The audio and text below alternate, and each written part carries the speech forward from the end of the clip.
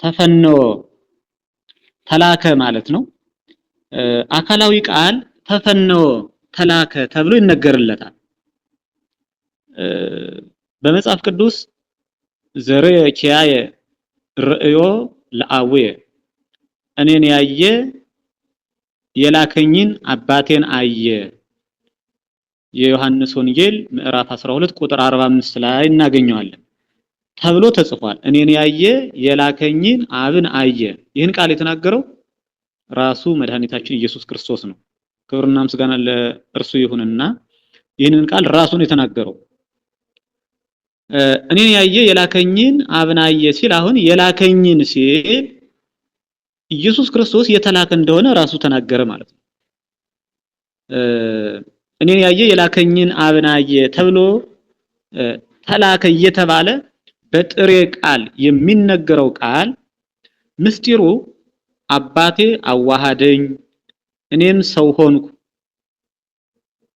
ማለት ነው እንጂ በባህሪየ መለኮቱ አካላዊ ቃል ኢየሱስ ክርስቶስ በባህሪየ መለኮቱ መላክ መታዘዝ ኑሮበት ተልኮ ታዝዞ የመጣ አይደለም።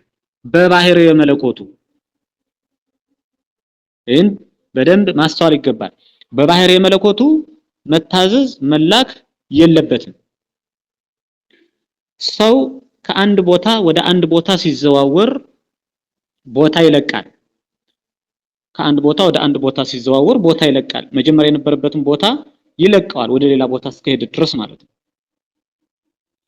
እሱ ግን አካላዊ ቃል ሰው ከሆነ በኋላ ሰው ከመሆኑ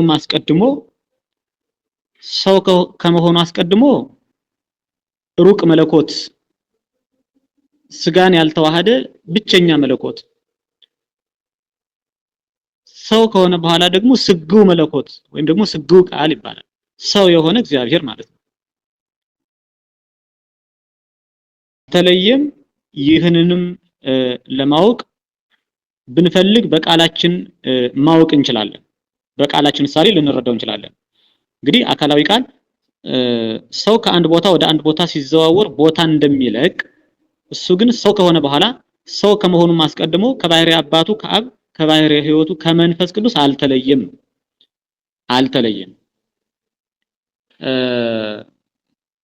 በዚህ በምድር በእመቤታችን እቅፍ እያለ በኪሩቤል ጀርባ በአብ ቀኝ ነበረ።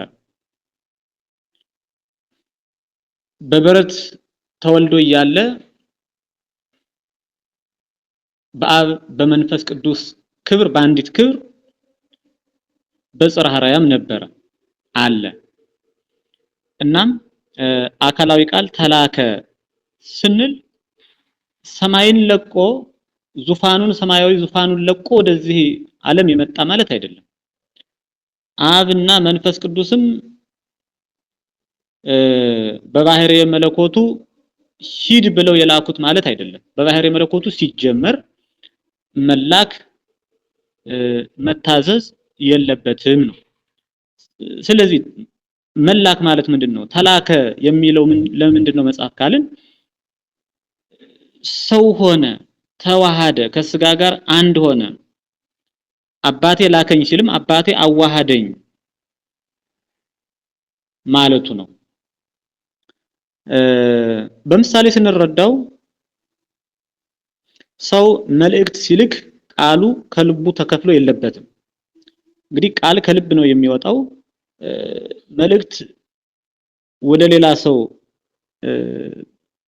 ሲልክ አንድ ሰው ቃሉ ከልቡ ተከፍሎ የለበትም። ቃሉ በጸሐፊው ልብ ህልው ሆኖ ሳለ በደብዳቤ ተጽፎ ይላካል። አንድን መልእክት ከልባችን አውጥተን ሐሳቡን በደብዳቤን በወረቀት እናሰፍረዋለን። ያንን ያሰፈርነውን መልእክት ደግሞ ወደ ሌላ ሰው እንልከዋለን። መልእክት እስከሆነ ድረስ ማለት ነው። አሁን ያንን በደብዳቤ ወይም በወረቀት የጻፍነውን መልእክት ወደ ሌላ ሰው የሰደድነውን መልእክት ከልቡናችን ግን አናጣውም። ከልቡናችን አለ። ከልቡናችን ሳይከፈል ከልቡናችን ወጥቶ በልቡናችን ሙሉ ሆኖ እያለ በደብዳቤ ተጽፎ ደግሞ ለሌላ ሰው ይላካል ነው። ለምንፈልገው አካል ይደርሳል፣ ተልኮ ይሄዳል። መልእክት ወይም ደግሞ ቃላችን በመልእክት በኩል እንዲህ ይተላለፋል። ወልድም ሰው ሲሆን አካላዊ ቃል ሰው ሲሆን ከአባቱ አልተለየም፣ ከባሕርይ ሕይወቱ ከመንፈስ ቅዱስም አልተለየም። ተላከ ማለት ሰው ሆነ ማለት እንጂ ከአባቱ ከባሕርይ ሕይወቱ ከመንፈስ ቅዱስም ተለይቶ ሰው ከአንድ ቦታ ወደ አንድ ቦታ ሲዘዋወር ሲንቀሳቀስ የመጀመሪያ የነበረበትን ቦታ እንደሚለቀው ክብሩን ለቆ ከአብ ከመንፈስ ቅዱስ ጋር የነበረውን አንድነት ለቆ ሰማያዊ ዙፋኑን ለቆ የመጣ ማለት አይደለም ነው። ወልድ ሰው ሲሆን ከባሕርይ አባቱ ከአብ ከባሕርይ ሕይወቱ ከመንፈስ ቅዱስ አልተለየም። ተላከ ማለት ሰው ሆነ ማለት ነው። ሰው የሆነው ከዛ ወደዚህ መጥቶ አይደለም፣ በምልአት ሳለ ከእመቤታችን ሰው ሆኗል እንላለን ማለት ነው። ሰው የሆነው ከዚያ ወደዚህ መጥቶ አይደለም። ምክንያቱም በመለኮት ከዚያ ወደዚህ መምጣት ከዚህም ወደዚያ መሄድ የለበትም። በሁሉ የመላ ነው። የሌለበት እኮ የለም። ምሉ በሁሉ የመላ ነው። ውስተ ኩሉ በሐውርት መለኮቱ በሁሉ የመላ ነው ተብሎ ተጽፏል። ከመምላትም አልፎ እኮ ከዓለም ሁሉ የሰፋ ነው የሚለውን በምስጢረ ሥላሴ ተረድተናል። ስለዚህ መለኮት ከአንድ ቦታ ወደ ሌላ ቦታ ከሰማይ ወደ ምድር መምጣት የለበትም፣ ከምድርም ወደ ሰማይ መውጣት የለበትም። መለኮት ነው። መለኮት በሁሉ የመላ ስለሆነ ነው። መጣ ስንል ተላከ ስንል በአባቱ ፈቃድ በራሱ ፈቃድ በመንፈስ ቅዱስ ፈቃድ ከድንግል ማርያም ስጋንና ነፍስን ነስቶ ተዋሃደ ሰው ሆነ ማለታችን ነው የሚለውን መረዳት ያስፈልጋል። ሌላው መጻ የሚል ቃል ነው። ተፈነውን በዚህ ልክ አየነው። ተላከ የሚለውን ቃል በዚህ ልክ አየነው። መጻ የሚለውንም ቃል እንመለከታለን። መጻ ማለት መጣ ማለት ነው። ከአብ ወጥቼ ወደዚህ ዓለም መጣሁ ይላል። ከአብ ወጥቼ ወደዚህ ዓለም መጣሁ። ይህንን የተናገረው ራሱ መድኃኒታችን ኢየሱስ ክርስቶስ ነው። በዮሐንስ ወንጌል ምዕራፍ 16 ቁጥር 28 ላይ የምናገኘው ኃይለ ቃል ነው። የዮሐንስ ወንጌል ምዕራፍ 16 ቁጥር 28 ክርስቶስ በዚህ ጊዜ ሁለት ነገር አስረድቷል። አንደኛ ከአባቴ ወጣሁ ብሎ ቀዳማዊ ልደቱን ተናግሯል፣ መስክሯል፣ አስረድቷል።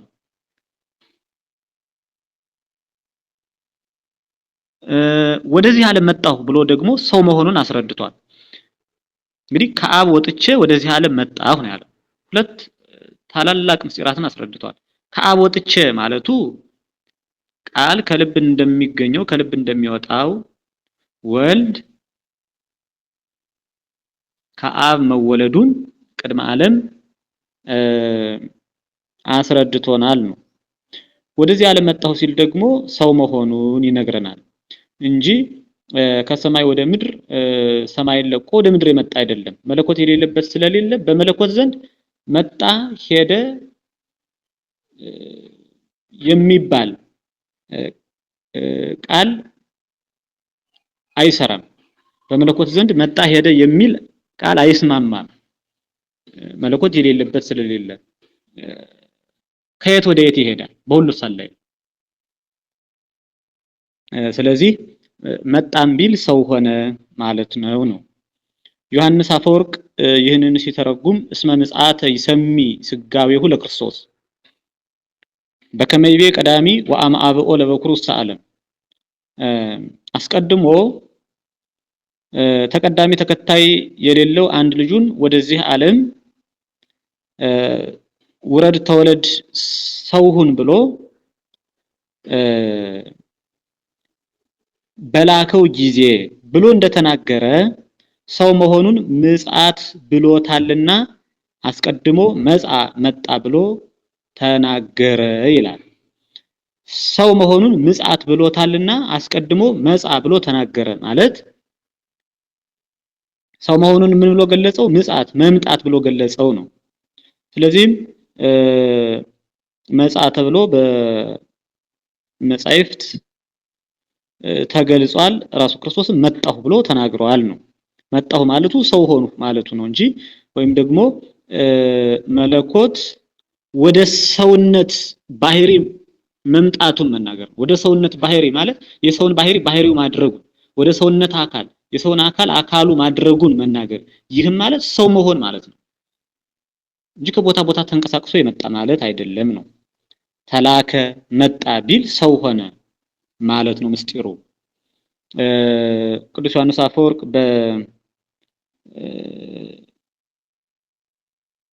ድርሳን 4 ላይ ዕብራውያንን በተረጎመበት የቅዱስ ጳውሎስን መልእክት ዕብራውያንን በተረጎመበት ድርሳን 4 ላይ ሰው መሆኑን ምጽአት ብሎታልና አስቀድሞ መጻ መጣ ብሎ ተናገረ ብሎ ገልጾልናል ማለት ነው።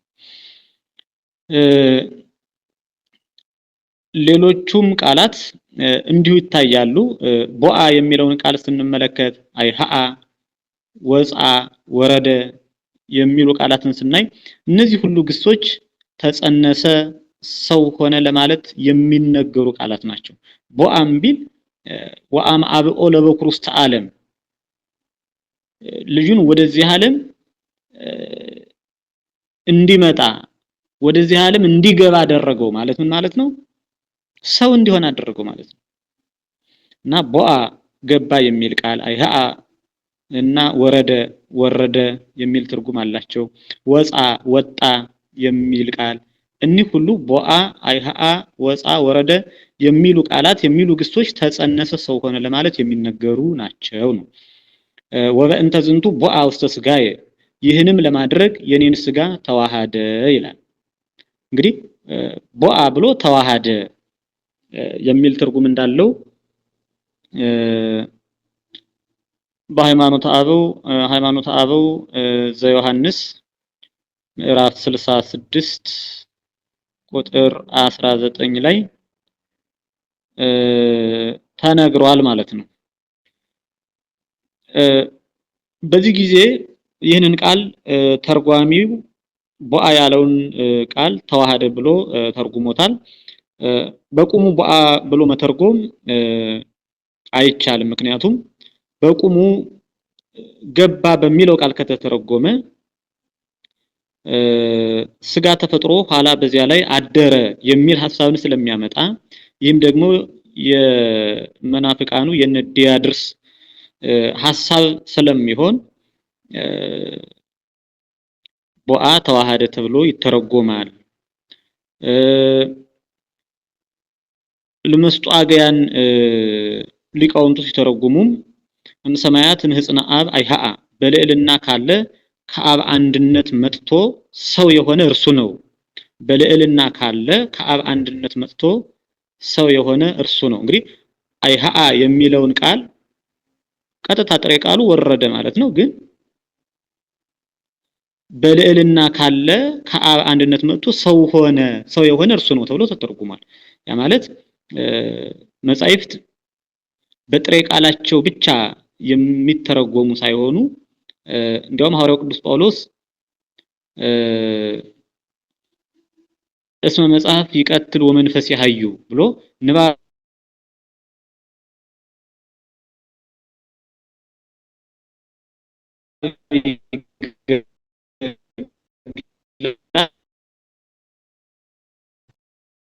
አስቀምጦልናል።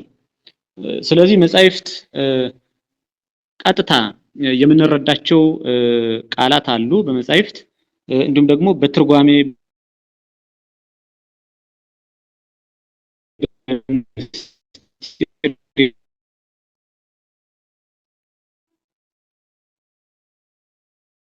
ቦአ፣ አይሃአ፣ ወፃ፣ ወረደ ቢል ሰው ሆነ ማለት ነው የሚለውን እንረዳለን።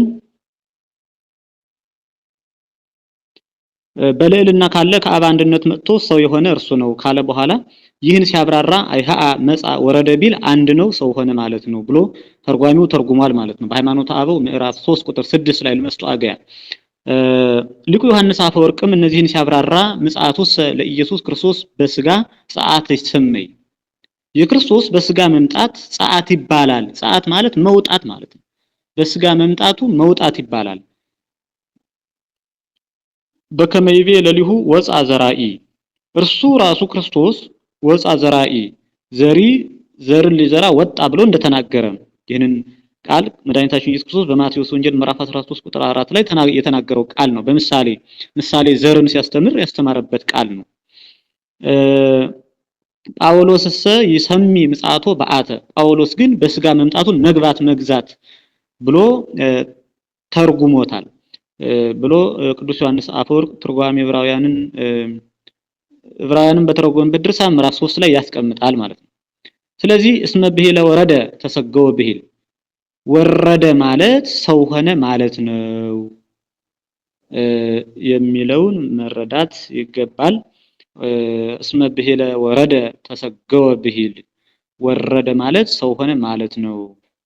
ይህም በመጽሐፈ ባሕሪ ተገልጿል። ቦአ አይሃአ ወፃ መፃ ወረደ የሚባሉትን ግሶች እንዲህ አድርገው ሊቃውንት በተሰብአ ወይም ደግሞ በተሰገወ ተሰብአ ማለት ሰው ሆነ ማለት ነው። ተሰገወ ማለትም ስጋን ነሳ ሰው ሆነ ማለት ነው። በተሰብአ ሰው ሆነ በሚል ምስጢር ተርጉመዋቸዋል ማለት ነው። ሊቁ ቅዱስ ኤፍሬምም በዚህ በውዳሴ ማርያም ድርሰቱ ላይ ፈነወ ለነ መዝራእቶ ልዑለ ረቂቅ ጽኑ ክንዱን ላከልን ይላል። እንግዲህ ረቂቅ ጽኑ ክንድ የተባለ ኢየሱስ ክርስቶስ ነው። አሁን ላከልን ሲለው እንደተላከ ይነግረናል። አካላዊ ቃል ተልኮ መጣ ማለት ሰው ሆነ ማለት ነው እንጂ ክብሩን ለቆ ቦታውን ለቆ ከአብና ከመንፈስ ቅዱስ ተለይቶ መጣ ማለት አይደለም።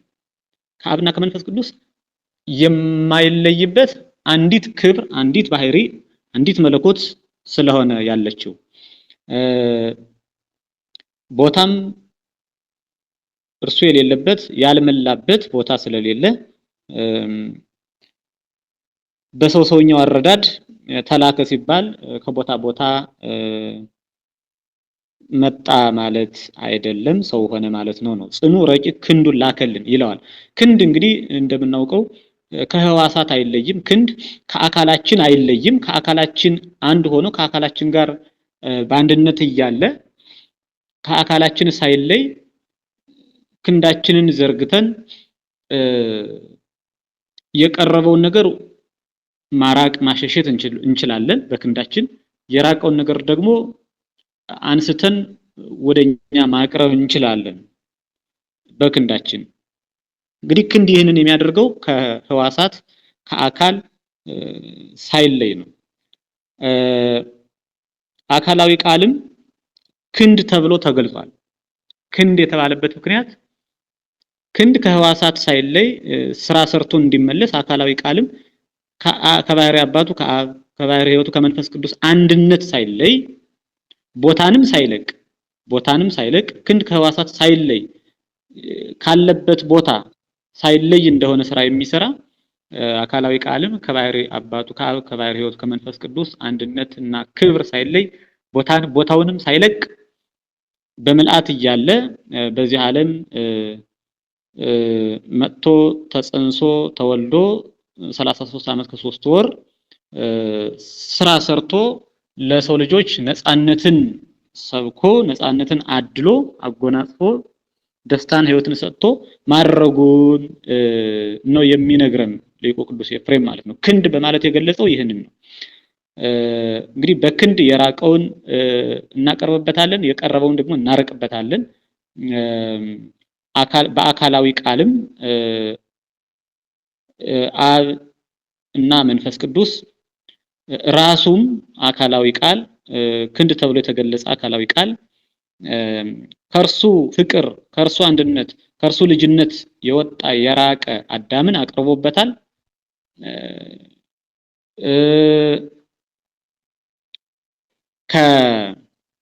ወደ አዳም የቀረበ ዲያብሎስን ደግሞ ከአዳም ለይቶ አርቆበታል ማለት ነው። ዲያብሎስን አርቆበታል፣ አዳምን ደግሞ ወደርሱ አቅርቦበታል ማለት ነው።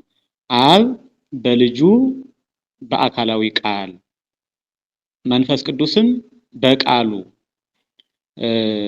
በኢየሱስ ክርስቶስ ማለት ነው። ስለዚህ ክንድ ተብሎ ተገልጿል ለማለት ነው።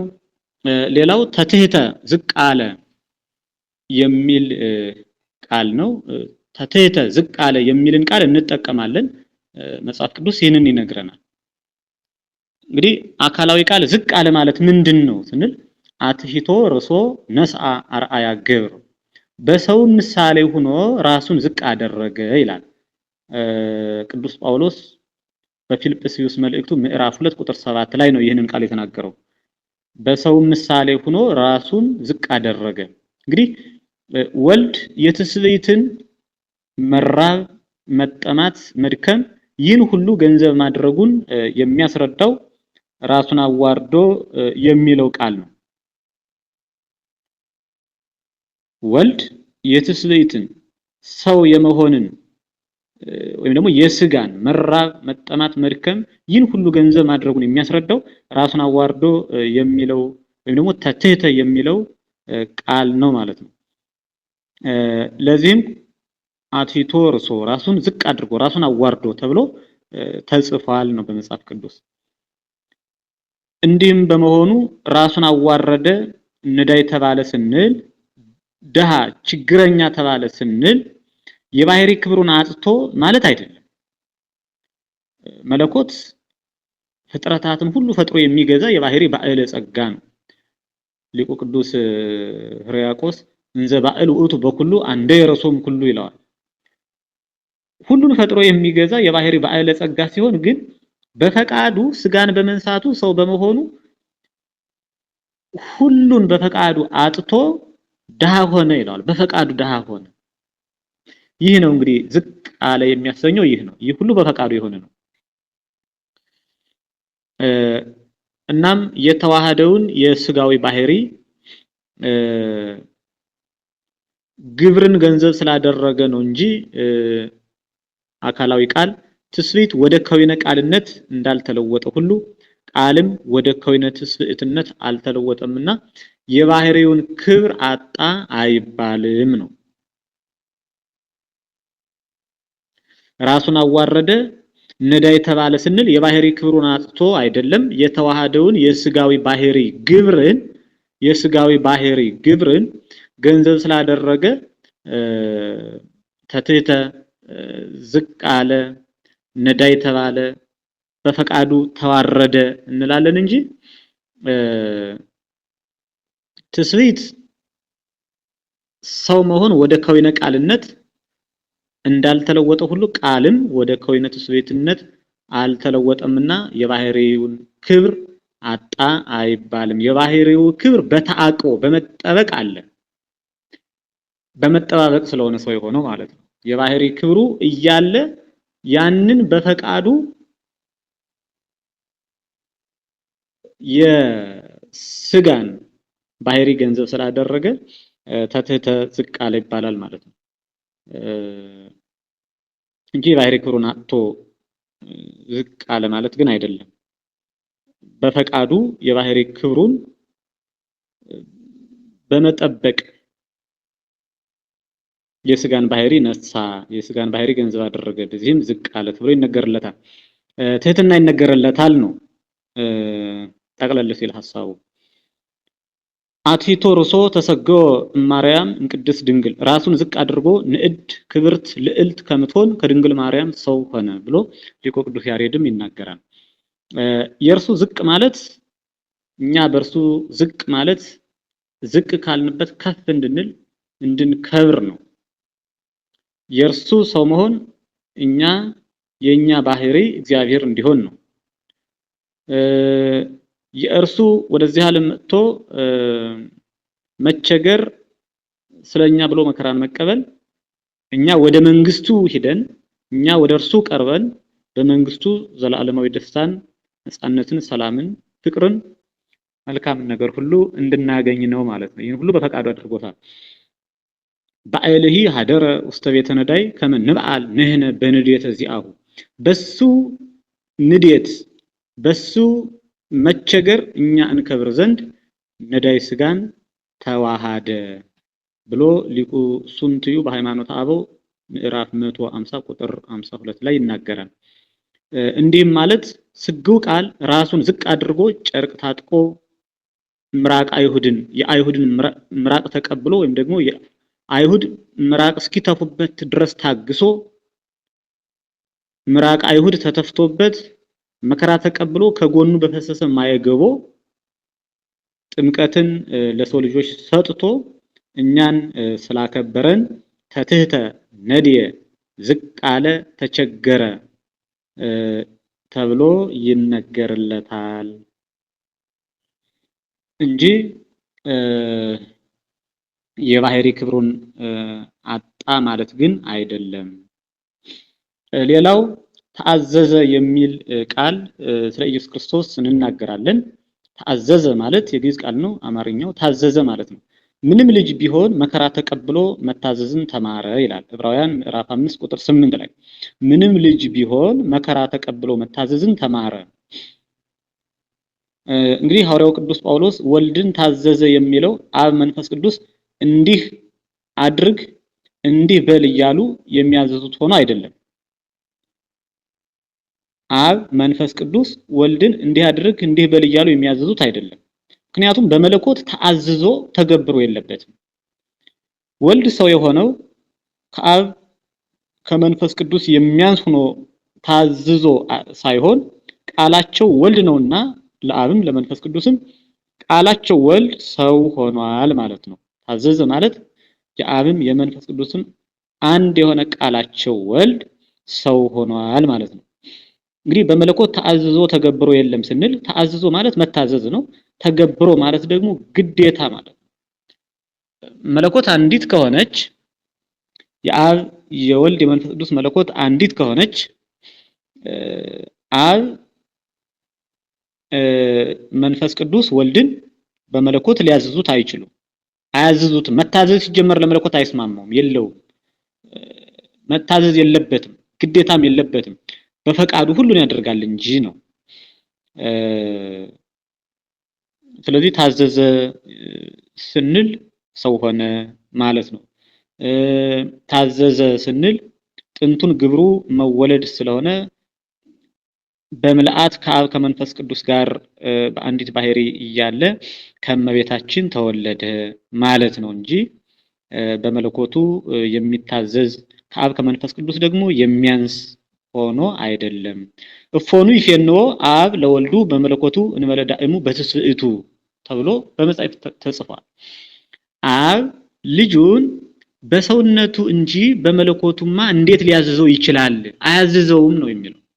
አው በመለኮት ሊያዝዘው አይችልም። ምክንያቱም አንዲት ናት ስልጣናቸው፣ አንዲት ናት ክብራቸው፣ አንዲት ናት ባህሪያቸው እና አብ መንፈስ ቅዱስ በመለኮት ወልድን የሚያዝዙት አይደለም።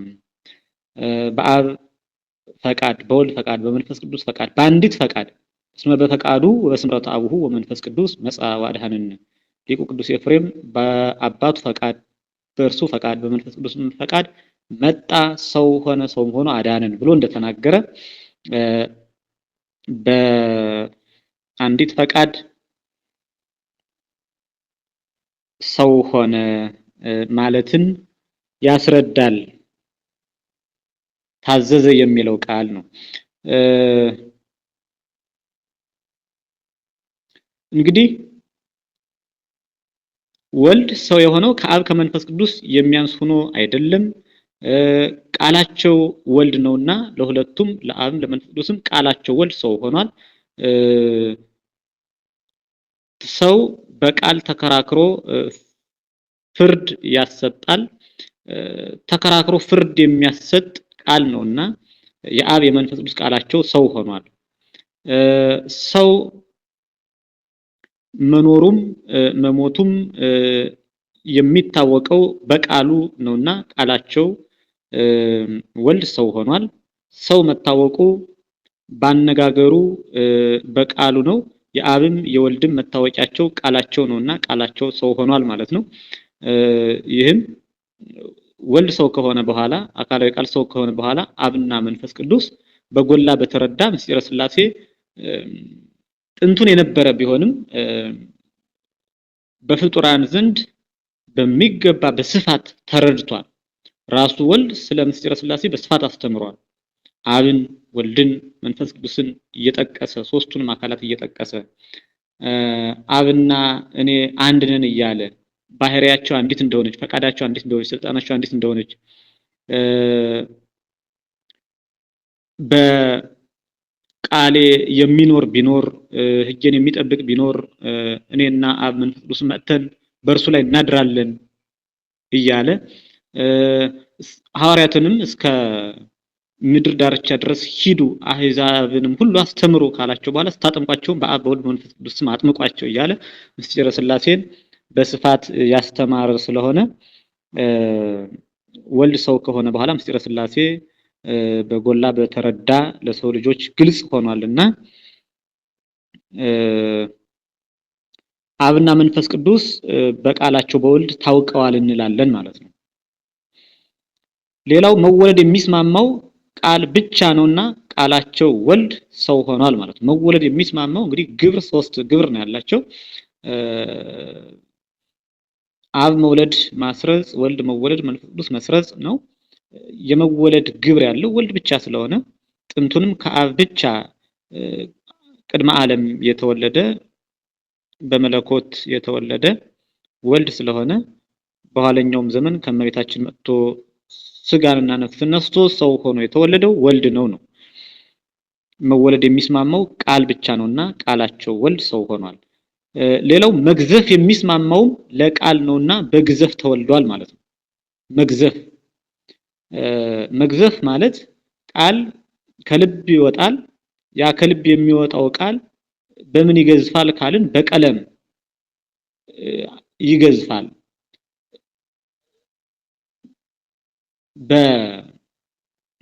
ከውስጣችን ያለውን ቃል በልቡና የሚታሰበውን ቃል ብዕርንና ወረቀትን ግን የምንፈልገውን ቃል ከውስጣችን ከልቡናችን ያለውን ቃል እንጽፈዋለን። ስለዚህ ያ ከውስጣችን ያለው ቃል በቀለም አማካኝነት በወረቀት በብዕር አማካኝነት ሲጻፍ ግዙፍ ሆኖ በአይን ይታያል። አይታይ የነበረው ቃል በወረቀት ላይ ሲሰፍር ይታያል ማለት ነው። ይታያል፣ ይዳሰሳል፣ በዚያም መልእክት ያስተላልፋል እና መግዘፍ የሚስማማው ቃል ነውና በግዘፍ ተወልዷል ነው። ትንፋስ እንዲሁም ደግሞ ልብ መግዘፍ አይስማማቸው፣ ቃል ግን መግዘፍ ይስማማዋል። ስለዚህም ተወልዷል። በዚህም ምክንያት ቃላቸው ወልድ ሰው ሆኗል እንላለን። ከዚህ ውጭ ግን ወልድ ከአብ ከመንፈስ ቅዱስ ስለሚያንስ ታዛዥ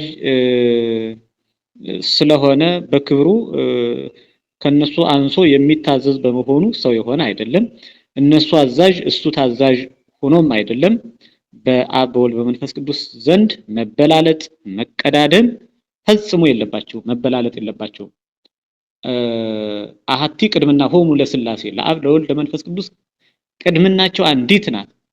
ቅድምናቸው አንዲት እንደሆነች ሁሉ ወእሩያን ሙንቱ በቅድምና መቀዳደም እንደሌለባቸው ሁሉ በክብርም አንድ ናቸው። አንዲት ክብር ነው ያላቸው። ስለዚህ መበላለጥ የለባቸውም ነው።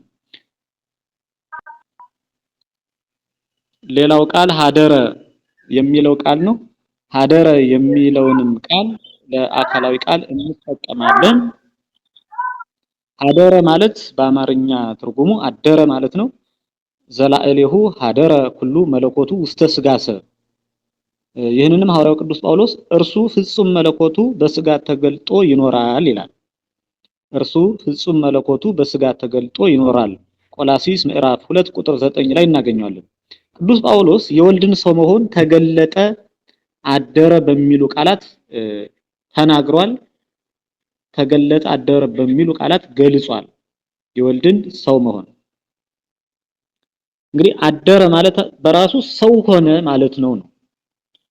በምስጢረ ስጋዌ አረዳድ በምስጢረ ስጋዌ ትምህርት አደረ ስንል ሰው ሆነ ማለት ነው። ሀደረ የሚለው ቃል ባይኖር ኮነ ያለውን ቃል ይዘው ውላጤ ተለወጠ የሚሉ መናፍቃን የሚረቱበት አይኖርም ነበር። ሆኖም ግን ሀደረ የሚል ቃል ስላለ ኮነ የሚለውን ቃል ይዘው ውላጤ የሚሉ ወይም ደግሞ ተለውጦ ሰው ሆነ የሚሉ መናፍቃን ይረታሉ ማለት ነው። ሀደረ በመኖሩ ቃል ሰው ወደ መሆን ተለወጠ የሚሉ መናፍቃን መጽሐፍ አደረ ይላልና አካላዊ ቃል ሰው መሆኑ በውላጤ አይደለም ተብለው ይረታሉ። መተርጉማንም ይህንን ቃል ስጋ ሆነ ወሀደረ ላዕሌነ ያለውን ሲተረጉሙ ቃል ስጋ ሆነ በእኛም ላይ አደረ የሚለውን ቃል ሲተረጉሙ ሆነ እና ሀደረ እንዳለቃና እንደ ጠበቃ እንደ ባጥና እንደ ግድግዳ ናቸው። እንደነዚህ ይጠባበቃሉ። ሆነ ያለውን ብቻውን ያለ ሀደረ ሰው ወደ መሆን ተለወጠ እንጂ ባህሪያችንን ባህሪ አካላችንን አካል አላደረገም ያስብላል። ሀደረ ያለው ብቻውን አድሮ ወጣ ሰው አልሆነም ያሰኛል። ስለዚህ የቃል ሰው መሆን ኮነ በሀደረ ሀደረ በኮነ ይጠባበቃሉ ነው። ሰው ሆነ ይባላል። ይህማ ውላጤ ይሆናል ቢባል ሆነ ከተባለ መሆን ከሆነ የመጀመሪያ ማንነቱን የመጀመሪያ አካሉን ባህሪውን ለቆ ነው የሚል ሐሳብ ቢነሳ ሀደረ የሚል ቃል ስላለ ሰው ሲሆን በውላጤ እንዳልሆነ ሀደረ የሚለው ውላጤን ይከለክለዋል፣ መለወጥን ያስቀረዋል ነው። መለወጥ እንደሌለበት ያስረዳል ነው። የቃል ሰው መሆኑ ኮነ በሀደረ ሀደረ በኮነ ተጠባብቆ ይኖራሉ። የቃልን ሰው መሆን ኮነ በሀደረ ሀደረ በኮነ ተጠባብቆ ያስረዳሉ ነው። ሰው ሆነ ሲባል በውላጤም አይደለም በህድረትም አይደለም። ተለውጦ ሰው ሆነ የሚሉ መናፍቃን ሀደረ በሚለው ቃል ይረታሉ።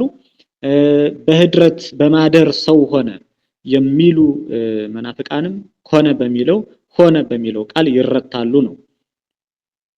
ኮነን በሀደረ ሀደረን በኮነ እንጂ ለየብቻቸው መቀበል ስህተትንና ክህደትን ያመጣል። ለዚህም ነው ብዙ መናፍቃን በውላጤ እና በህድረት ሐሳብ ተይዘው ከቀጥተኛው አስተምሮ የወጡት የተለዩት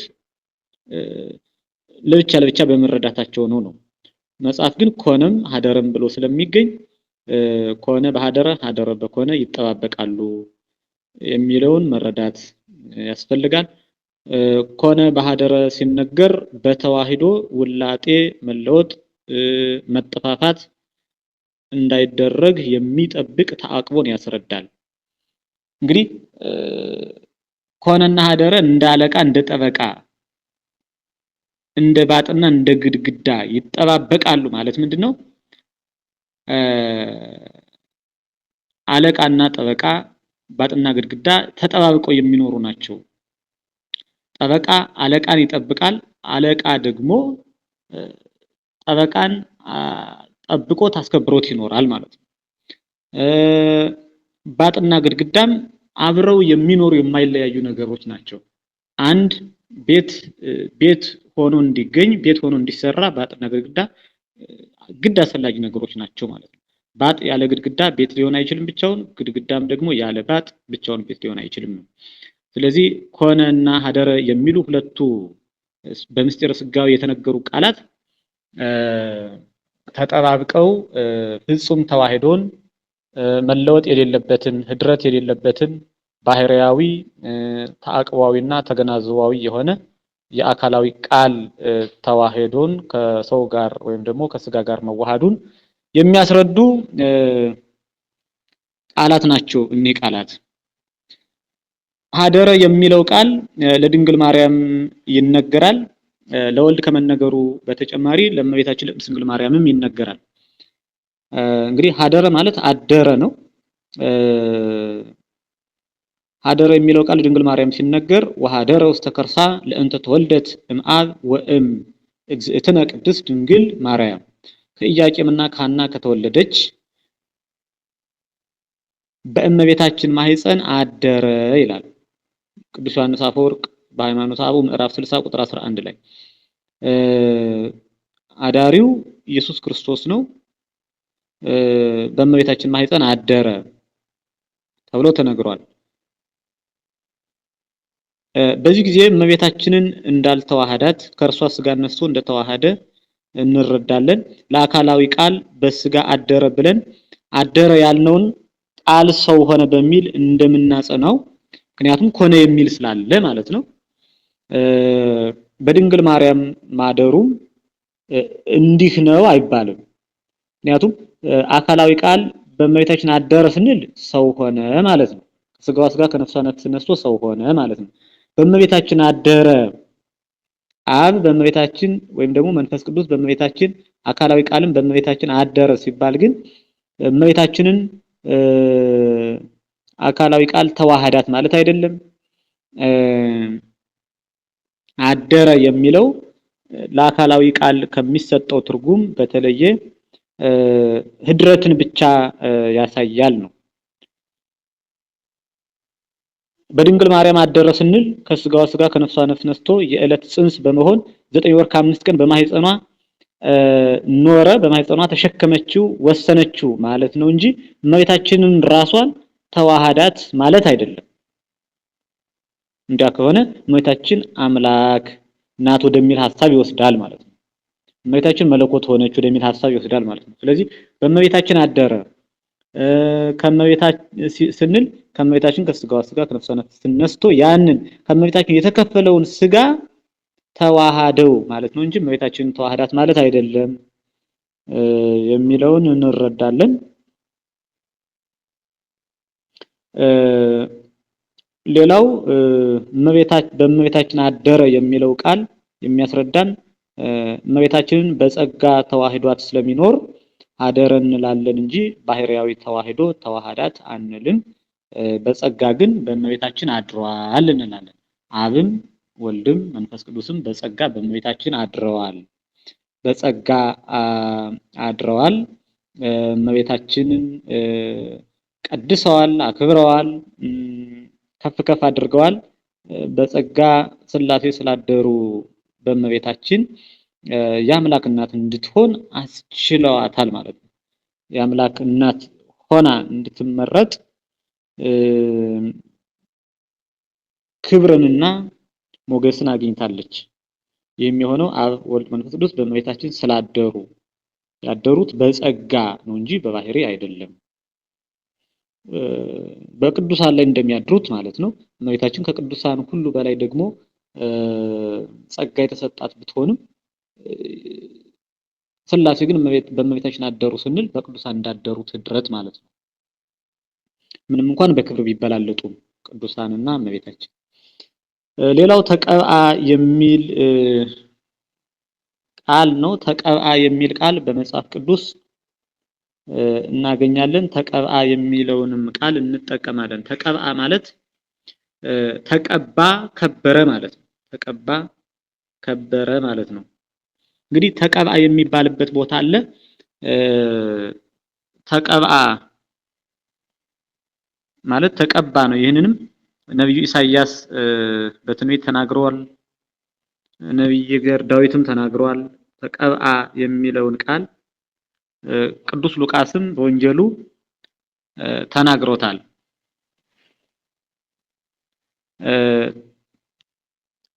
ነብዩ ኢሳይያስ መንፈስ እግዚአብሔር ላይሌ ዘበእንቲአሁ ቀብአኒ እዜነወሙ ለነዳያን ፈነወኒ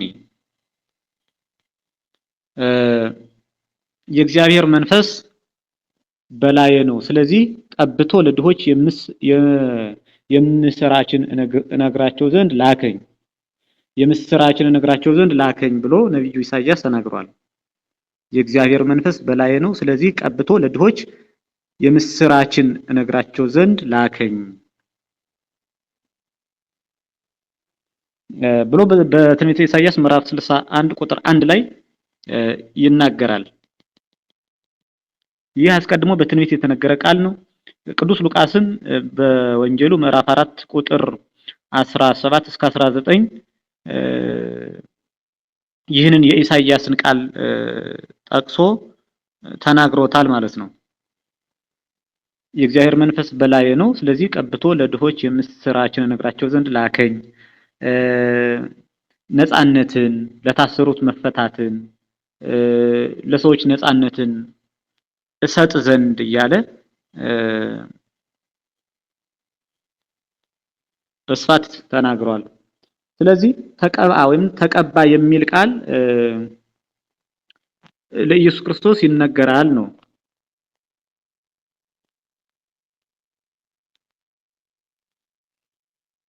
ተቀባ ማለት ሰው ሆነ ማለት ነው።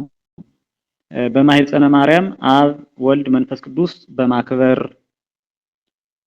አብ ወልድ መንፈስ ቅዱስ በማክበር ስጋ በመክበር ቃል ለስጋ ክብር በመሆን ስራ ሰርተዋል። እንግዲህ አብ ወልድ መንፈስ ቅዱስ በማክበር ስጋ በመክበር ቃል በተለየ አካሉ ለስጋ ክብር በመሆን ስራ ሰርተዋል።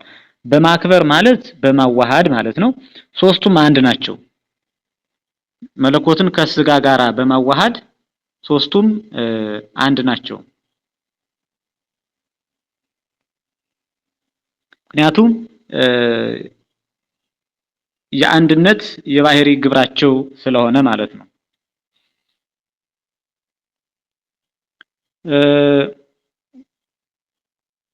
በማክበር በማዋሃድ አብ ወልድ መንፈስ ቅዱስ አንድ ናቸው ማለታችን ይህ የሚደረገው በአንድ መለኮታዊ ባህሪያዊ ግብር ስለሆነ ነው። ክብር መሆን የወልድ የብቻ ግብሩ ነው የሚባለው ደግሞ አስቀድመን እንዳየነው መወለድ ለአካለ ቃል የብቻ ግብሩ ስለሆነ ነው። ለስጋም ክብር የሆነው የአካላዊ ቃል ስጋን መዋሃድ እንጂ ሌላ አይደለም። ስለዚህ ክብር መሆንን ለወልድ ብቻ ሰጥተን እንናገራለን ነው። ስለዚህ ተቀብአ የሚል ቃል ለአካላዊ ቃል ይህ ማለት ሰው ከሆነ በኋላ የሚነገርለት ነው። ለሩቅ መለኮት ለብቻ መለኮት የሚነገር አይደለም፣ ግን ሰው ከሆነ በኋላ የሚነገርለት ያው በተዋህዶ አንድ ስለሆነ ማለት ነው። ነብዩ ኢሳይያስ ትንቢተ ኢሳይያስ 61 ቁጥር 1 ላይ የጌታ የእግዚአብሔር መንፈስ በእኔ ላይ ነው፣ ለድሆች የምስራችን እሰብክ ዘንድ እግዚአብሔር ቀብቶኛልና፣ ልባቸው የተሰበረውን እጠግን ዘንድ፣ ለተማረኩትም ነፃነትን፣ ለታሰሩትም መፈታትን እናገር ዘንድ ልኮኛል ብሎ ስለ ኢየሱስ ክርስቶስ አስቀድሞ በትንቢት ተናግሯል ኢሳይያስ። ይህንን ነው ደግሞ ሐዋርያው ቅዱስ ሉቃስ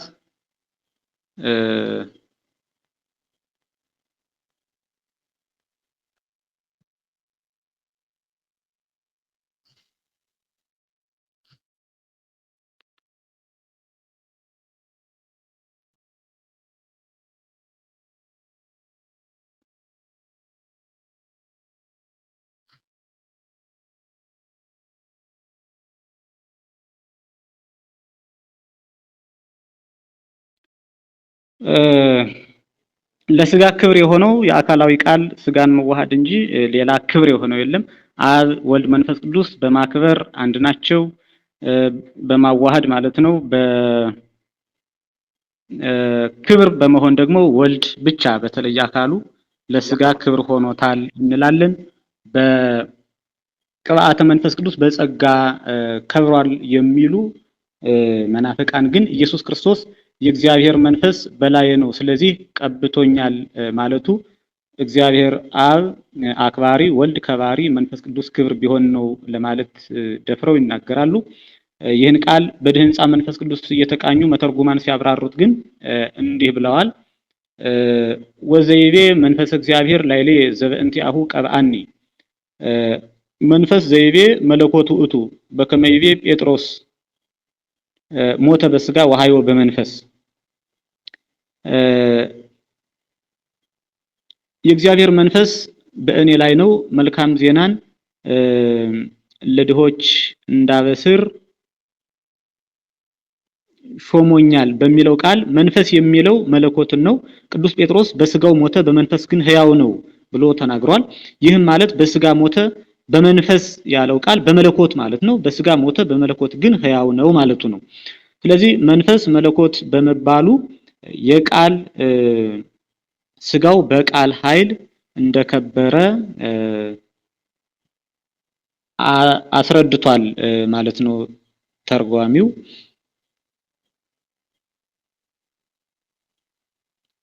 ዘውእቱ ብሂል ሞተ በስጋ ወሐይወ በመለኮት ወበዝንቱ አመረ ከመስጋሁ ለቃል ከብረ በኃይለ ቃል።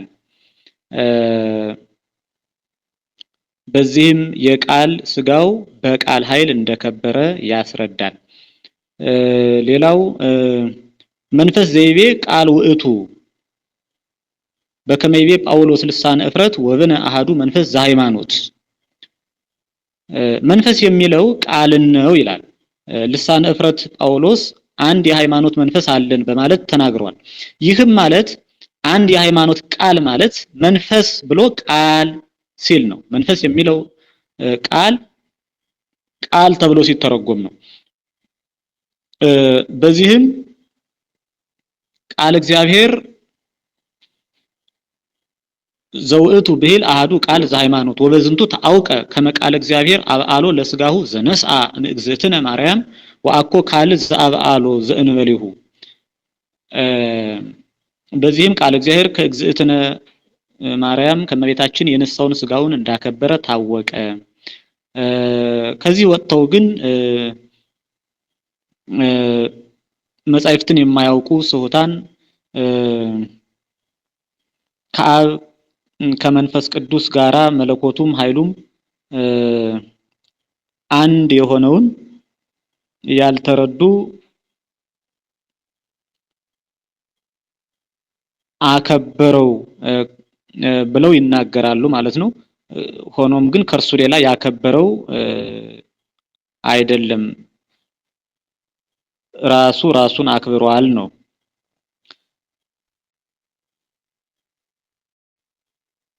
ከአብ ከመንፈስ ቅዱስ ጋራ መለኮቱም ኃይሉም አንድ ነውና ቃል እግዚአብሔር ከሌላ አልከበረም ተብሎ ተገልጿል። ስሁታን ለየአምሩ መጻሕፍተ እስመ በከመ ይቤሉ ስሁታን ለየአምሩ መጻሕፍተ እስመ ቃል እግዚአብሔር ይከብረ እምካልእ እስመ ኃይሉ ወመለኮቱ እሩይ ምስለ ካልኡ።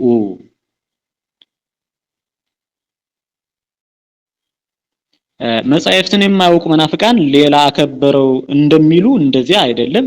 ከእርሱ ሌላ ያከበረው የለም። ከአብ ከመንፈስ ቅዱስ ጋራ መለኮቱም ኃይሉም አንድ ነውና ቃል እግዚአብሔር ከሌላ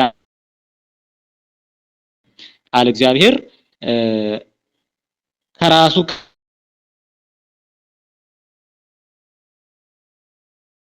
ከበረ እንጂ ማለት ለስጋ ክብር አካላዊ ቃል መንፈስ ቅዱስ አክባሪ ናቸው እንጂ ክብር ለስጋ ክብር የሆነው አካላዊ ቃል ብቻ ነው። ይህንን ማብራሪያ ግዕዝ ትርጓሜ ወንጌል የሉቃስ ወንጌል ምዕራፍ 4 ላይ እናገኘው ግዕዝ ትርጓሜ ማለት ነው። ሊቃውንቱ ይህንን ቃል በዚህ ልክ አብራርተውታል። ተርጓሚውም በዚህ ትርጓሜው ሶስት ምስጢራትን አስረድቷል። አንደኛ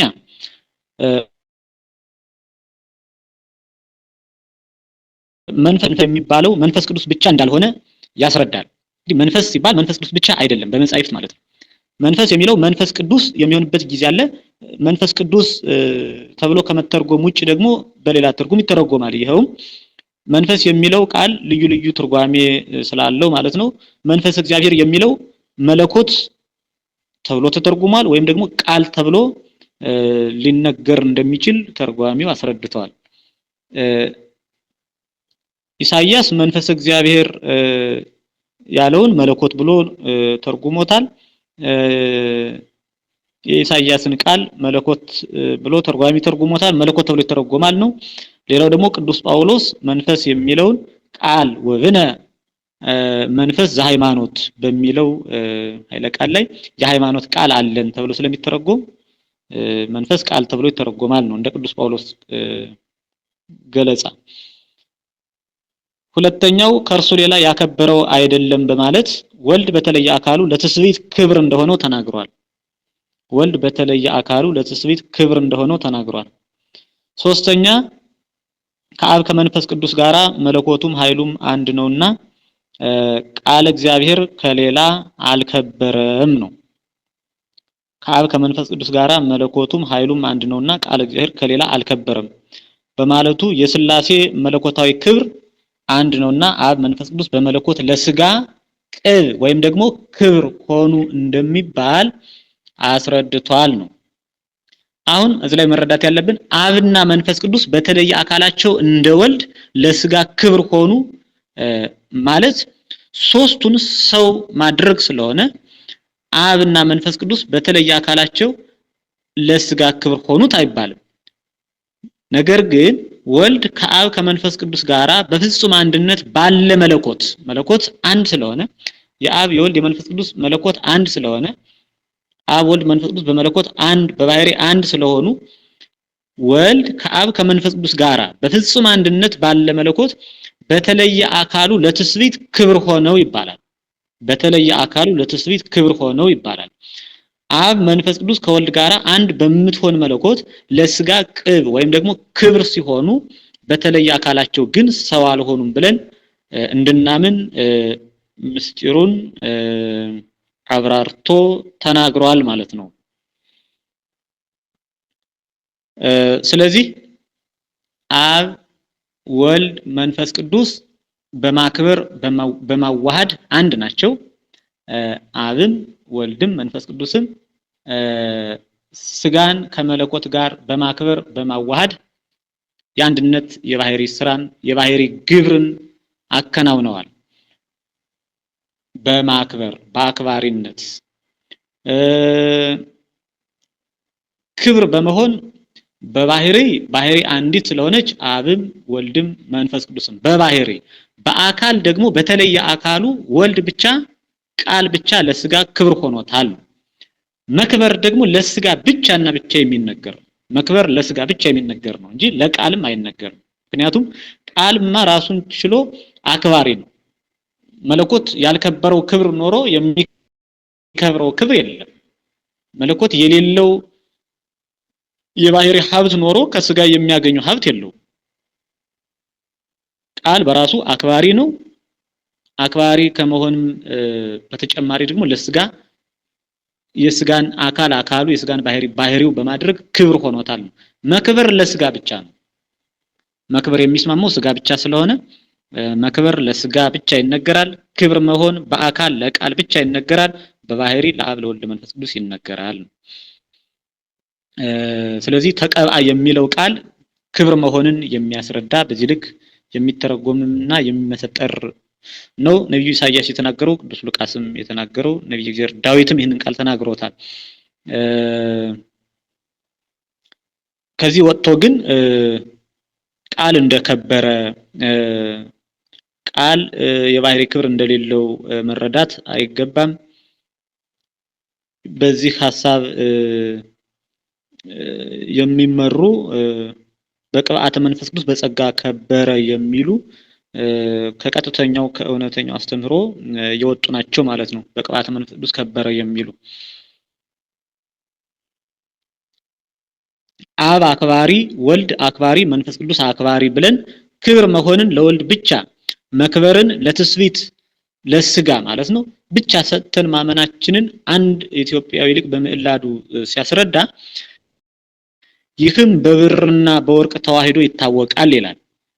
ይህ ምሳሌ በደንብ የሚያስረዳን ምሳሌ ነው። በብርና በወርቅ ተዋህዶ ያስረዳል ሊቁ። እንግዲህ ብርና ወርቅ ይዋሃዳሉ።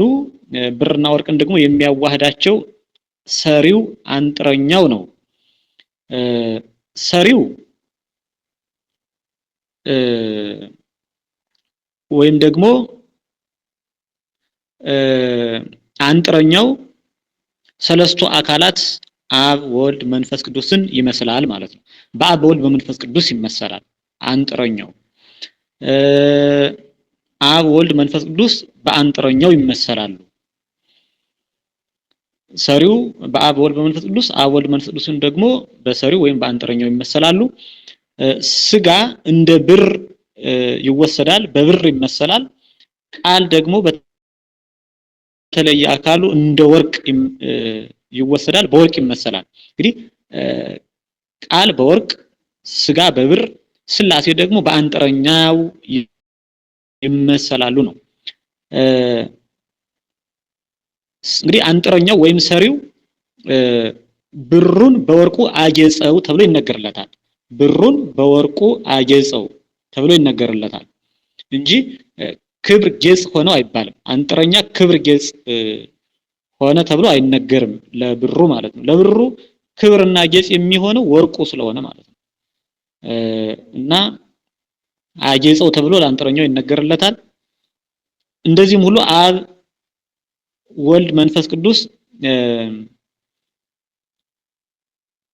ከድንግል ማርያም ስጋን ከፈሉ ተብሎ ይነገርላቸዋል። ከፍለው ከቃል ጋር አዋሃዱ ተብሎ ይነገርላቸዋል እንደ አንጥረኛው ማለት ነው እንጂ ክብር ሆኑት ተዋሃዱት ተብሎ አይነገርላቸውም። ስጋን ተዋሃዱ ተብሎ ለአብና ለመንፈስ ቅዱስ አይነገርም፣ ለወልድ ብቻ ግን ይነገራል ነው።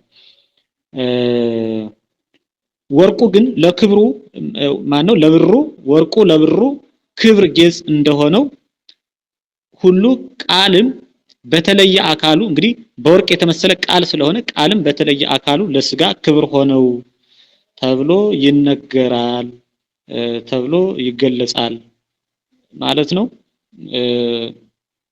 እንደ አንጥረኛው አብና መንፈስ ቅዱስ አክባሪ ናቸው፣ አዋሃጅ ናቸው።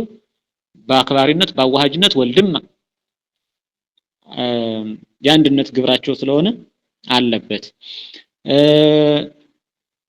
ክብር በመሆን ወርቁ ለብሩ ክብር እንደሚሆነው ሁሉ ቃል ለስጋ ክብር ሆኖታል። መክበር ብሩ በወርቁ እንደከበረ ሁሉ መክበር ለስጋ የሚነገርለት ስጋ በቃል ከብሯል ተብሎ ምስጢረ ስጋዌ ይመሰጠራል።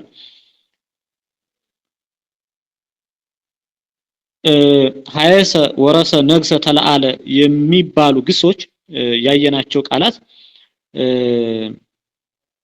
የተቀብአ ተለዋጭ ግሶች ናቸው። የተቀብአ ተለዋጭ ግሶች ናቸው። ስጋ የመለኮትን ባህሪ ገንዘብ ስላደረገ ሀየሰ ወረሰ ነግሰ ተለአለ ተብሏል። ይህ ማለት ሀየሰ ወረሰ ነግሰ ተለአለ ማለት ከፍ አለ ከበረ ማለት ነው። ጠቅላላ ትርጉማቸው ከፍ አለ ከበረ ማለት ነው። እንግዲህ ከፍ አለ ከበረ ተብሎ የተነገረለት ስጋ ነው። መክበር የሚስማማው ስጋ ስለሆነ ማለት ነው።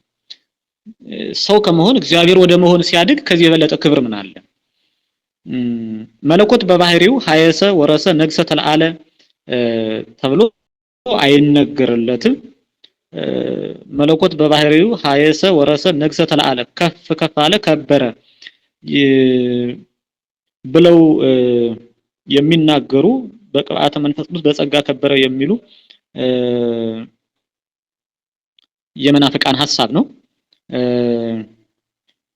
እነሱም እንደዚህ የሚሉት ቃል ሰው ሲሆን የባህሪ ክብሩን አጣ፣ አካላዊ ቃል ዜገ ተለወጠ ብለው ስለሚያምኑ ነው። እኛ ግን የአካላዊ ቃልና የትስብእት ተዋህዶ በተአቅቦ ነው እንጂ በውላጤ አይደለምና ስጋ በተዋህዶ የመለኮትን ገንዘብ ቢያደርግ ሀየሰ ወረሰ ነግሰ ተለአለ ተባለ እንላለን እንጂ መለኮትን በባህሪው ሀየሰ ወረሰ ነግሰ ተለአለ ከፍ ከፍ አለ ከበረ አንለው።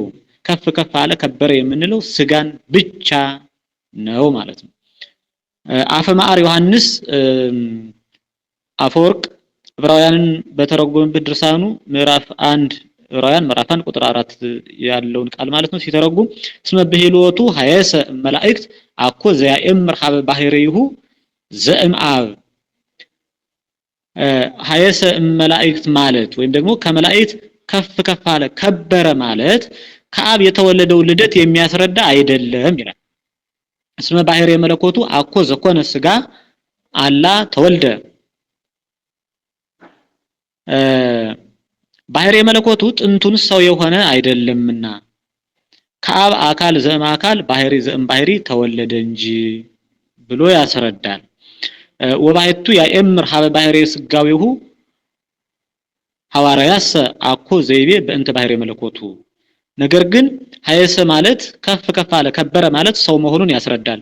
ሐዋርያም ቅዱስ ጳውሎስ ማለት ነው ስለ ባህሪ መለኮቱ ይህን የተናገረ አይደለም በማለት ስጋ በቃል ሀየሰ ወረሰ ከብረ ተለአለ ነግሰ ቢባል እንጂ ቃል በባህሪ መለኮቱ ሀየሰ ወረሰ ከብረ ተለአለ ነግሰ እንደማይባል እንረዳለን በማለት ቅዱስ ዮሐንስ አፈወርቅ የሐዋርያው ቅዱስ ጳውሎስን ቃል ሲተረጉም ሐዋርያው ቅዱስ ጳውሎስ ተናገረውን ሲተረጉም ድንቅ በሆነ ምስጥሮት አብራርቶታል። ትርጓሜ ዕብራውያን ድርሳን 1 ላይ የምናገኘው ቃል ነው። መለኮት በስጋው ሞተ፣ ተራበ፣ ደከመ መባልን ገንዘብ እንዳደረገ ሁሉ መለኮት በስጋ ሞተ፣ ተራበ፣ ደከመ መባልን ገንዘብ እንዳደረገ ሁሉ ሀየሰ ወረሰ ነግሰ ተለአለ መባልንም ገንዘብ አደረገ ይባላል። አሁን ከዚህ ላይ ማስተዋል ያለብን ብቻ መለኮት ከፍ ከፍ አለ ከበረ ተብሎ አይነገርለትም። መለኮት በስጋ ሞተ፣ ተራበ፣ ደከመ ተብሎ እንደተነገረለት ሁሉ የስጋን ገንዘብ ስላደረገ ማለት ነው። ስጋ ከበረ ከፍ ከፍ አለ ተብሎ እንደሚነገርለት የስጋን ገንዘብ መለኮትም ገንዘብ በማድረጉ በተዋሂዶ ማለት ነው ሀየሰ ወረሰ ነግሰ ተለአለ ከብረ መባልን ገንዘብ አደረገ ተብሎ መለኮት በስጋ ይነገርለታል። ብቻ መለኮት ግን ሩቅ መለኮት ግን አካላዊ ቃል ግን አይነገርለትም። ከፍ ከፍ አለ ከበረ ተብሎ አይነገርለትም። ምክንያቱም ክብር የባህሪው ስለሆነ ከፍታ የባህሪው ስለሆነ ማለት ነው። ክርስቶስ አንድ አካል አንድ ባህሪ ነው ከተባለ አንዱን አካል አንዱን ባህሪ ክብርም አክባሪም ከባሪም ነው ማለት ባህሪን አካልን አይከፍልም። እንግዲህ ክርስቶስ አንድ አካል ነው፣ አንድ ባህሪ ነው። አንድ አካል አንድ ባህሪ የሆነው ክርስቶስ አክባሪም ነው፣ ክብርም ነው፣ ከባሪም ነው። አክባሪነቱ እንደ አብ እንደ መንፈስ ቅዱስ፣ ክብርነቱ በተለየ አካሉ በቃልነት፣ በባህሪ ከሆነ ደግሞ የአብ የወልድ የመንፈስ ቅዱስ ባህሪያቸው አንዲት ስለሆነች በባህሪ እንደ አብ እንደ መንፈስ ቅዱስ ክብር ነው ይባላል። በአካል ግን በተለየ አካሉ ለስጋ ክብር ሆኖታል። ከባሪ መባል ደግሞ እንደ ስጋነቱ ኢየሱስ ክርስቶስ ስጋም ስለሆነ ሰውም ስለሆነ እግዚአብሔር ብቻ ያይደለ ሰውም ስለሆነ እንደ ስጋነቱ ሰው እንደመሆኑ ከባሪ የሚለው ቃል ይስማማዋል ወይም ደግሞ ከብሯል ይባላል ማለት ነው። በተዋሂዶ ከብሯል ስንል ኢየሱስ ክርስቶስ ነው። ኢየሱስ ክርስቶስን በተዋሂዶ ከብሯል ስንል ስጋውን ስናይ ነው እንጂ ሰውነቱን ስናይ ነው እንጂ ቃልነቱን መለኮትነቱን ስናይ አይደለም። ምክንያቱም ክብር መሆን ማክበር መክበር ባህሪያዊ አካላዊ ግብር እንጂ አካላዊ ግብር ብቻ ባለመሆኑ ባህሪንም አካልንም አይከፍልም። እንደማይከፍልም ቅዱስ ዮሐንስ አፈወርቅ በምሳሌ ሲያስረዳ ወናሁ ንህነኒ ብነ ልማድ ሶበንዚ ያነው በእንተ አሐዱ ብእሲ ንትናገር በእንተ ክብሩ ወንዴቱ የማናቸውንም ሰው ነገር በተናገርን በተጫወትን ጊዜ ልዕልናውንም ትህትናውንም እንናገር ዘንድ ልማድ አለን ይላል። ትርጓሜ ዕብራውያን ድርሳን 1 ላይ አንዱን ሰው መዋቲ ነው የመዋቲ ነው እንለዋለን፣ ሟች ነው የማይሞት ነው እንለዋለን። ሰውን ማለት ነው። መዋቲ ስንል የነፍሱን በስጋ መሞት አይተን ሟች ነው እንለዋለን። ነፍስና ስጋ ስለሚለያዩ ነፍስ ትለይ ስጋ ስለሚሞት ይሄን አይተን ሟች ነው እንለዋለን። ሰውን ደግሞ ሰው በትንሳኤ ዘጉባኤ ነፍስ ከስጋ ጋር ተዋህዳ ስለሚነሳ ኢሟቲ ነው እንለዋለን። የማይሞት ዘላለማዊ ነው። የእግዚአብሔርን የባህሪ ዘላለማዊነት በጸጋ ወርሶ የሚኖር ስለሆነ የሰው ልጅ ኢሟቲ ይባላል ማለት ነው ከትንሳኤ በኋላ ባለው ህይወቱ። ስለዚህ የስጋውን በነፍሱ ህያው መሆን አይተን ኢሟቲ እንለዋለን። የነፍሱን ደግሞ በስጋው ሟቲ መሆኑን አይተን ሟቲ እንለዋለን ማለት ነው። በዚህ ጊዜ የሰውየው አካል ባህሪ አንድ ነው፣ ሁለት አይደለም። ነፍስና ስጋ በተዋሂዶ አንድ ሰው ስለሚያስገኙ አንድ ሰው ስለሚባሉ ማለት ነው። የስጋው ቃልም ምስጢረ ተዋሂዶ ይህን የሚመስል እንደሆነ እንረዳለን። ስለሆነም አንዱን አካል አንዱን ባህሪ ክርስቶስን ክብርም አክባሪም ከባሪም ነው ስንል ሁለትነትን አያመጣብንም። ኢየሱስ ክርስቶስን አክባሪም ነው ክብርም ነው ከባሪም ነው እንለዋለን። ይሄም ማለት ሊቀ ካህን በመሆኑ ሰዋኢ ተሰዋኢና ተወካፌ መስዋዕት እንደምንለው ማለት ነው። ሰዋኢ ሊቀ ካህን እንደመሆኑ ሰዋኢ ይባላል። ሰዋኢ መስዋዕትን የሚሰዋ የሚያቀርብ መስዋዕት እንደመሆኑ ተሰዋኢ የሚሰዋ መስዋዕት ይባላል። ራሱ ቅዱስ ሥጋው ክቡር ደሙ ስለሆነ የሚፈተተው ክርስቶስ ስለሆነ ማለት ነው። ደግሞ ከአብ ከመንፈስ ቅዱስ ጋር ባለው አንዲት ክብርና ባህሪ ደግሞ ተወካፌ መስዋዕትን የሚቀበል ነው ማለት ነው። ይህንንም ሊቁ ቅዱስ ኤፍሬም ዘአረገ ርሶ ዕጣነ ወመስዋዕተ ክቡረ ዘይሰሪ ኃጢአተ ወይደመስስ የጋየ ዝውእቱ ዘእግዚአብሔር ቃል ዘአረገ ለአቡሁ ርሶ ዕጣነ ወመስዋዕተ ክቡረ ብሎ ይገልጸዋል። ታላላቁን ጥቃቅኑንም ኃጢአት የሚያስተሰርይልን ኢየሱስ ክርስቶስ የሚያጠፋልን የሚደመስስልን ኢየሱስ ክርስቶስ ለባህሪ አባቱ ለአብ ራሱን ያማረ የተወደደ መስዋዕት አድርጎ ያቀረበ ነው ይለዋል። ለባህሪ አባቱ ለአብ ራሱን ያማረ የተወደደ መስዋዕት አድርጎ ያቀረበ ነው። እንግዲህ አቅራቢ ነው፣ ሰዋኢ ነው ማለት ነው። ራሱን በሚለው ቃል ደግሞ ተሰዋኢ እንደሆነ ገልጾታል። ተወካፌ መስዋዕት መሆኑን ደግሞ ወደ ባህሪ አባቱ በማለት በባህሪ አንድ እንደሆኑ ገልጿል ማለት ነው። ስለዚህ ኢየሱስ ክርስቶስ በምስጢረ ሥጋዌ አክባሪም ከባሪም ክብርም ተብሎ ይገለጻል፣ ይነገርለታል። ይህም ደግሞ ሁለትነትን አያመጣም፣ ፍጹም ተዋህዶን ፍጹም አንድነትን የሚያመጣ ነው፣ የሚያስረዳ ነው። ሲከፈል ሲዋሃድ ሲገናዘብ አንድ ጊዜ እመቤታችን ቅድስት ድንግል ማርያም ይኩነኒ ስትል የተደረገ ነው እንጂ በየጊዜው የተደረገ አይደለም። ይህንንም ኢትዮጵያዊ ሊቅ በምዕላዱ ሲያብራራ ተከፍሎ ሳይዋሃድ ቆየ ከተባለ ህድረት ይሆናል። ሳይከፈል ተዋሃደ ከተባለም ደግሞ ድንግል ማርያም ተዋሃዳት ሳይከፍል ተዋሃደ ከተባለም ደግሞ ድንግል ማርያም ተዋሃዳት ያሰኛልና ስለዚህ ሲዋሃድም ሲከፈልም አንድ ጊዜ ነው ማለት ነው። ሲዋሃድም ሲከፈልም አንድ ጊዜ ነው፣ መቀዳደም የለም። አካላዊ ቃል ስጋን ሲሆንና ስጋን ከመቤታችን ሲከፍል ለቅጽበት እንኳን መቀዳደም የለበትም። ስለዚህ ተከፍሎ ሳይዋሃድ ቆየ ከተባለ ህድረት ያሰኛል። ሳይከፍል ተዋሃደ ከተባለም ድንግል ማርያም ተዋሃዳት ያሰኛል። ስለዚህ ሲዋሃድም ሲከፈልም አንድ ጊዜ ነው የሚለውን መረዳት ይገባል በምስጢረ ሥጋዌ ትምህርታችን። ሌላው ሀየሰ ወረሰ ነገሰ ተለአለ ከፍ ከፍ አለ ከበረ ሲባል ከጽንሰቱ አስቀድሞ ከጽንሰቱም በኋላ አይደለም። ሲከፈል ሲገናዘብ ሲዋሃድ ሀየሰ ወረሰ ነገሰ ተለአለ ሲባልም አንድ ጊዜ ነው፣ ምንም መቀዳደም የለበትም ማለት ነው። ምንም ያህል የጊዜ ልዩነት የለውም። ከሃዲያን መናፍቃን የክርስቶስ መቀባቱ መክበሩ ማለት ነው በድንግል ማህፀን ከመጸነሱ አስቀድሞ ነው ይላሉ። እነርሱ እውነተኞች አይደሉም። ምንም መቀዳደም የለበትም።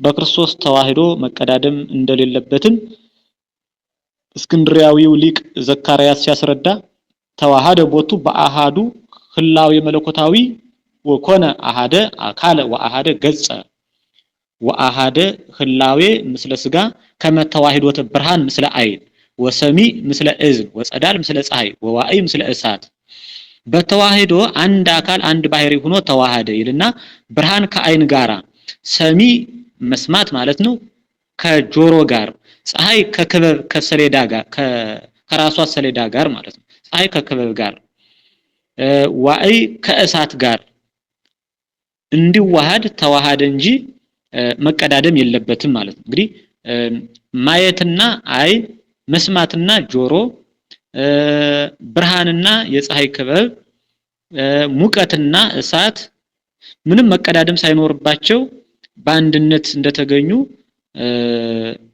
አካላዊ ቃልም ከስጋ ጋር ሲዋሃድ መቀዳደም የለበትም፣ አይነገርለትም። ስጋ ተከፍሎ ቆይቶ ከመሬታችን ተከፍሎ ቆይቶ ኋላ ስጋን የተዋሃደው ማለት አይደለ፣ የተከፈለውን ስጋ የተዋሃደ ነው አይባልም። ስጋ ሳይከፈልም ደግሞ ገና ከመሬታችን ሳይከፈል ተዋሃደ አይባልም። ምክንያቱም እንደዚያ ከሆነ መሬታችንን ተዋሃዳት ስለሚያሰኝ በመሬታችን ላይ አደረ እንጂ መሬታችንን ተዋሃዳት አይባልም።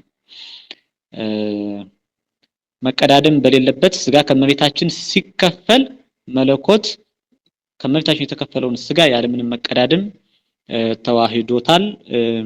በዚህም አንድ አካል አንድ ባህሪ በመሆን ኢየሱስ ክርስቶስ በመንፈስ ቅዱስ ረቂቅ ጥበብ ተጸንሷል ማለት ነው።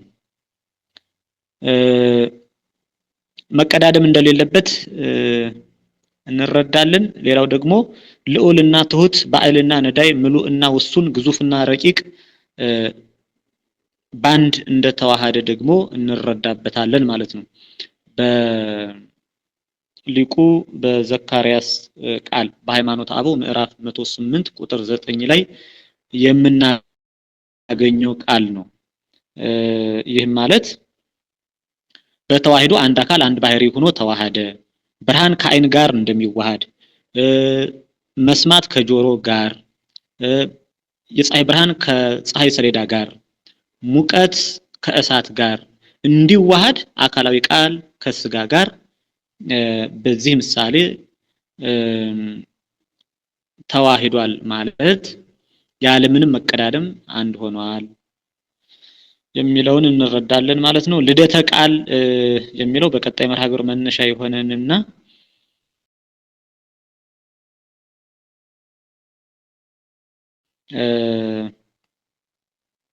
ለዛሬ ባለና እንነጋገር።